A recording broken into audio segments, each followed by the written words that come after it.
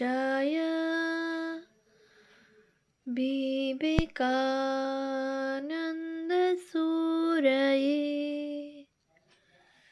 সচ্চিৎসুখস্বরূপায়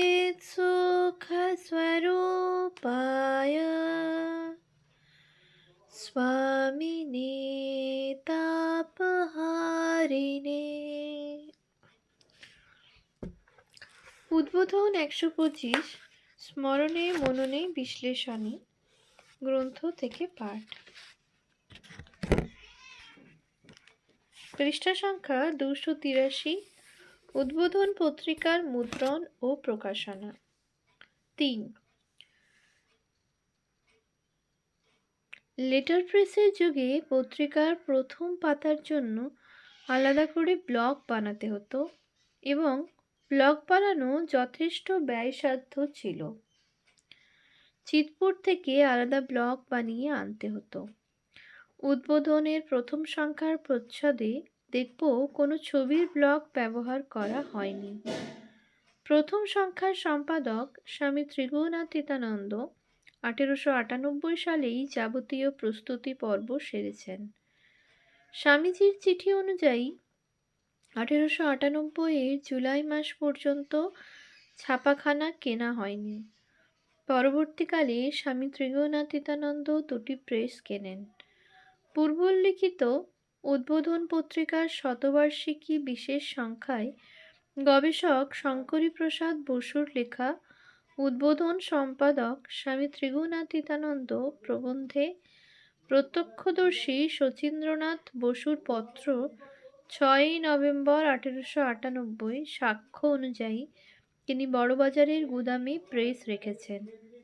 ওই একই সাক্ষ্যে পাওয়া যাচ্ছে স্বামীজি তাকে প্রেসটি বাগবাজারের কাছাকাছি নিয়ে আসার কথা বলেছেন। তারপর প্রেস এসেছে কম্বুলে টোলায়। এই 2-1 মাসের অভিজ্ঞতায় স্বামী ত্রিগুণাতীতানন্দ জব ওয়ার্ক করার চেষ্টা করছিলেন। সেই অভিজ্ঞতা দিয়েই তিনি প্রথম সংখ্যার প্রচ্ছদ নির্মাণ করেন। উদ্বোধন পত্রিকার প্রথম সংখ্যায় বর্ডার, হরফ, স্পেসিং ও পজিশনিং দিয়ে প্রচ্ছদ বানানো হয়েছিল। প্রথম ও দ্বিতীয় সংখ্যার প্রচ্ছদের মধ্যে মূলগত কোনো পার্থক্য নেই। সম্পাদকের কাছে সমকালে ব্যবহৃত বিচিত্র ইউরোপিয়ান নকলনবিশি অলঙ্করণ তাঁর আদর্শের কাছে গ্রহণীয় হয়নি।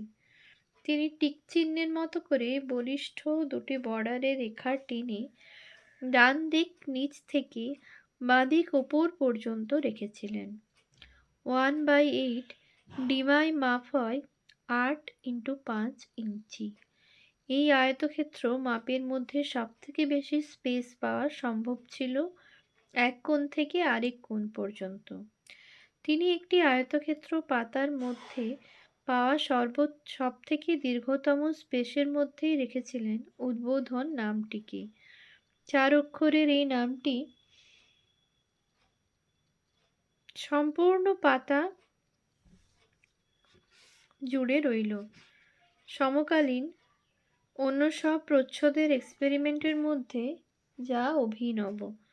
সাধারণত প্রচ্ছদ হয় ওপরে ভূমির সঙ্গে সমতলে। শিরোনাম সবসময়ই থাকে ভূমির সঙ্গে সমতলে। এখনও অসংখ্য পত্রিকা ও বইয়ের প্রচ্ছদে এই ভূ-সমান্তরাল শিরোনামই আমরা দেখব। বিরল কিছু ব্যতিক্রম হিসাবে বই বা পত্রিকায় উল্লম্বভাবে শিরোনাম দেওয়া হয়ে থাকে, কিন্তু কোনাকুনিভাবে শিরোনাম দেওয়া তখনকার দিনে তো দূরের কথা, আজও বোধহয় খুব বেশি প্রচলিত নয়। কিন্তু তিনি এটিই ব্যবহার করলেন, বলিষ্ঠ বড় হরফ। বোঝাই যায় এ হরফ তিনি আলাদা করে কাটিয়ে নিয়েছিলেন, ফলে গোটা গোটা করে লেখা থাকলেও উদ্বোধন নামটি। উপরে এবং নিচে থিক থিন ডবল লাইনের বর্ডার। উপরের বর্ডারের ওপরে লেখা রয়েছে বাঙ্গালা পাক্ষিক পত্র ও দ্বিতীয় লাইনে প্রথম বর্ষ, প্রথম সংখ্যা 1 মাঘ 1305 সাল, এবং নিচের বর্ডারের নিচে স্বামী বিবেকানন্দ প্রভৃতি লেখক। দ্বিতীয় লাইনে স্বামী ত্রিগুণাতীত সম্পাদক। উপরের বাঁ দিকের কোণায় লেখা আছে পত্রিকার মূল বিষয়সমূহ, তার সঙ্গে গ্রাহক মূল্য, পত্রিকা প্রকাশের স্থান, পত্রিকা মুদ্রণের স্থান, পত্রিকার প্রতি সংখ্যার নগদ মূল্য 2 আনা মাত্র। এরপর তারকা চিহ্নিত করে দেওয়া হয়েছে উদ্বোধন প্রেস থেকে সেই জব ওয়ার্ক এর বিজ্ঞাপন। নিচের ডান দিকে কোণায় রয়েছে সূচিপত্র। পত্রিকার ক্ষেত্রে অন্যতম গুরুত্বপূর্ণ বিষয় হল ইন্ট্রো লাইন। উদ্বোধন পত্রিকায় পত্রিকার নামের দুপাশে ছিল উপনিষদের বাণী, তত্ত্বমসি শ্বেত কেত। সূচনা পর্বে প্রথম বর্ষের প্রথম সংখ্যা থেকে এই ইন্ট্রো লাইন ধারাবাহিকভাবে মুদ্রিত হয়। পরবর্তী সময়ে এটির বদলে লেখা হয় উত্তিষ্ঠত জাগ্রত প্রাপ্য বলান নিবোধতা। সপ্তম বর্ষে সন্ধিযুক্ত বাংলা হরফের বদলে দেবনাগরী হরফে লেখা হয়েছিল। তখন সম্পাদক ছিলেন স্বামী শুদ্ধানন্দ। দেবনাগরী হরফে ইন্ট্রো লাইন ছাপা হয়েছে 18 বর্ষ 1916 খ্রিস্টাব্দ বাংলা 1322 বঙ্গাব্দ থেকে 1323 বঙ্গাব্দ পর্যন্ত। 19 বর্ষে দেবনাগরী থেকে বদল হয়ে বাংলায় ছাপা শুরু হতে লাগলো। 19 বর্ষে বাংলা হরফে লেখা হলো উত্তিষ্ঠত জাগ্রত প্রাপ্য বরান নিবোধতা। 1917 সাল থেকে এই ইন্ট্রো লাইনটি অপরিহার্য এবং অপরিবর্তিত রয়েছে। ধারাবাহিক অনেক বদলের মধ্যে অন্যতম হল শিরোনামের লেটারিং। প্রথম থেকে উদ্বোধন শিরোনামটি রেগুলার হরফের বদলে স্পেশাল হরফ কাটিয়ে ছাপা হয়েছে। প্রথম 3 বছর এই লেখাটি ছাপা হয়েছে কোনাকুনি ভাবে। পঞ্চম বর্ষের প্রচ্ছদে দেখা গেল পুরানো সেই ধারা আর নেই। তার বদলে প্রচ্ছদের পাতায় চারিদিকে 2 লাইনের বর্ডার, প্রত্যেক কোণে অলঙ্করণ দেওয়া হয়েছে। বোল্ড হরফে উপরে লেখা উদ্বোধন, মাঝে মঠ মিশনের লোগো, নিচে লেখক সূচি। নিচের বর্ডারের বাম দিকে বর্ষ সংখ্যা এবং ডান দিকে মাস বছর। এই চারদিকে বর্ডারের দিয়ে উপরের দিকে উদ্বোধন লেখা। এমন ধরন 15 বর্ষ পর্যন্ত পাওয়া যাচ্ছে। পরবর্তী বছরগুলিতে চারপাশের বর্ডার বাদ গেছে। দেখা গেছে এক এক বছর এক এক রকমের লেটারিং করা হয়েছে।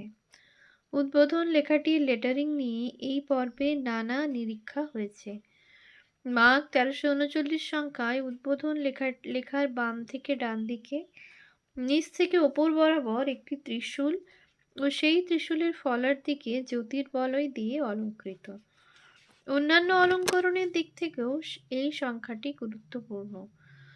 লেখার টেলপিস অংশে স্পেস থাকলে নানা অলঙ্করণ দেওয়া হয়েছে। এই ত্রিশূল সহ লেটারিং করা লোগোটি ছাপা হয় 1342 পর্যন্ত। শ্রাবণ 1343 সংখ্যায় নতুন একটি লোগো দেখা গেল, যেখানে মাঝখানে উদ্বোধন নামটির দুই পাশে বর্ডার দিয়ে দুটি চক্র ও উপরে নটরাজ মূর্তির অবস্থান। এখানেই উদ্বোধন লেখাটির সঙ্গে আজকের উদ্বোধন লেখা লেটারিং মিলে যায়। আজকের যে কৌণিক লেটারিং স্টাইল ব্যবহার হয় তার আদি রূপ পাওয়া যায় এখানে। 52 বর্ষের সংখ্যায় দেখা যাচ্ছে লোগোর নটরাজ বাদ দিয়ে বাকি দুই চক্র সহ উদ্বোধন লেখাটির ব্যবহার হয়েছে। এই স্টাইল প্রচ্ছদে তখন আর ব্যবহার হচ্ছে না, তবে পত্রিকার বিজ্ঞাপন অংশের শেষে মূল অংশ যেখানে শুরু হচ্ছে সেখানে মাস্ট হেডের মতো করে এটি শতবর্ষ পর্যন্ত ব্যবহৃত হয়েছে। এইভাবে প্রচ্ছদের শিরোনাম লেটারিং আজকের নির্দিষ্ট কৌণিক হরফের রূপ নিল। পরবর্তী বছরগুলিতে মাস্ট হেড এর খুব একটা বদল হয়নি, তবে প্রচ্ছদের বদলে 99 বর্ষের উদ্বোধন লেটারিং একদম আজকের মতো হয়েছিল। তবে ইন্ট্রো লাইন উত্তিষ্ঠত টি শিরোনামের নিচে জায়গা পেয়েছে। তার পরের লাইনে ৯৯তম বর্ষ, তার পরের লাইনে মাঘ ১৪০৩ প্রথম সংখ্যা লেখা হয়েছে। আজকে উদ্বোধন লোগোর রূপ সবার উপরে উদ্ধৃতি চিহ্নের মধ্যে লেখা রয়েছে উত্তিষ্ঠত জাগ্রত প্রাপ্য বরান নিবোধত। তার নিচে উদ্বোধন লেখাটি কৌণিক হরফে, তার পায়ের কাছে বাংলা হরফে, বর্ষ সংখ্যার দুপাশে দু জোড়া পূর্ণচ্ছেদ, বাংলা পুঁথির পুষ্পিকা অংশে শ্লোক সংখ্যার দুপাশে দুই পূর্ণচ্ছেদ চিহ্নের মতো, আর দুপাশে দুটি পত্র পুষ্পযুক্ত বৃক্ষ শাখা যেন বন্ধনীর মধ্যে উদ্বোধন লেখাটিকে ধরে রেখেছে। কোনোভাবে যেন সাঁচি বৃক্ষিকার মর্মর ভাস্কর্যের কথা স্মরণ করিয়ে দেয়। লোগোর এই বিশেষ রূপটি প্রথম চোখে পড়ে শতবর্ষের প্রথম সংখ্যার প্রচ্ছদে। বর্তমানে এটি উদ্বোধনের সঙ্গে একাত্ম হয়ে গেছে। ৭৪ বর্ষে প্রথম বর্ষের সংখ্যাগুলির পুনর্মুদ্রণ করার সময় সম্পাদক জানিয়েছেন, প্রথম বর্ষের দ্বিতীয় সংখ্যায় প্রচ্ছদ গেরুয়া রঙের কাগজে কালো কালিতে ছাপা হয়েছিল। প্রথম সংখ্যার প্রচ্ছদও অনুরূপ। এরপর দীর্ঘ সময় এই একই ধরন বজায় রাখা হয়েছিল। রঙিন কাগজের ওপর কালো কালিতে ছাপানো হতো প্রচ্ছদ। এমনকি প্রথম দিকের সংখ্যাগুলোই দেখা যাচ্ছে যে সামনের দিকের এবং পেছনের দিকে পাতায় কমলা, গোলাপি অথবা হালকা নীল রঙের কাগজে বিজ্ঞাপনের পাতাগুলিকে ছাপানো হচ্ছে। মূল পাতাগুলি সাধারণ সাদা কাগজ এবং বিজ্ঞাপনের পাতাগুলি রঙিন কাগজের উপরে ছাপানো হয়ে রয়েছে। প্রচ্ছদের কাগজ তুলনায় মোটা, তবে একরঙা, অনেকটা বিশ্বভারতী ছাপানো বইয়ের মতো। ২৫ বর্ষে ১৩২৯ থেকে ৩০ বঙ্গাব্দ ১৯২৩ সালে প্রথম রঙিন প্রচ্ছদ আমাদের নজরে এসেছে।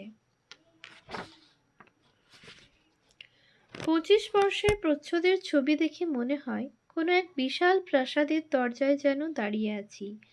চতুর্দিক অলঙ্কৃত করা একটি ফ্রেমের মতো দ্বার, এভাবেই প্রচ্ছদটি বানানো। এর চূড়ার দুপাশে দুটি ময়ূর।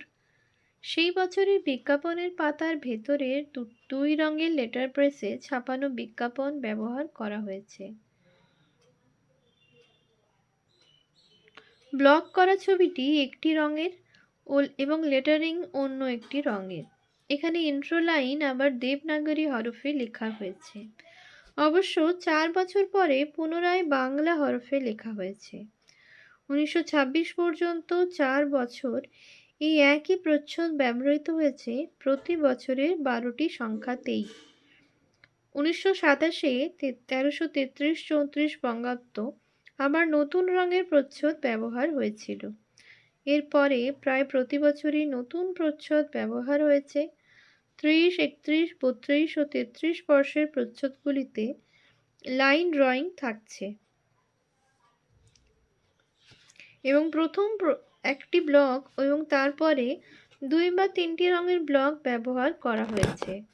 ৩৪, ৩৫, ৩৬ বর্ষের প্রচ্ছদে লাইন ড্রয়িং থাকছে, কিন্তু কালার ব্লক আর থাকছে না।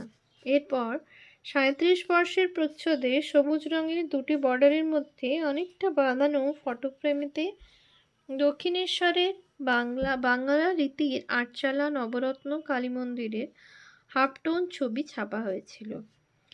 এর আগে পত্রিকার ভেতরের পাতায় হাফটোন ছবি ছাপা হয়েছিল, কিন্তু প্রচ্ছদে এই প্রথম। আগে ১৩ বর্ষে ১৩১৭ থেকে ১৮ বঙ্গাব্দ ১৯১১ সালে ভেতরের পাতায় ভগিনী নিবেদিতার প্রয়াণের সংবাদের সঙ্গে তার ছবি ছাপা হয়েছিল। এই সময়ে উদ্বোধনের পাতায় নিয়মিত বিজ্ঞাপন দিয়ে জানানো হয়েছিল স্বামীজির নানা ফটো। বিদেশে তোলা কিছু দুর্লভ ফটো, ঠাকুরের ফটো উদ্বোধন কার্যালয় থেকে ক্রয় করা যাবে। প্রয়োজনে ইচ্ছুক ক্রেতারা চিঠিতে আগাম অনুরোধ জানালে পোস্টের মাধ্যমে তা পাঠানোর ব্যবস্থা ছিল। ওম শান্তি শান্তি शान्तिः। हरिः ॐ तत्सत्। श्रीरामकृष्णार्पणमस्तु।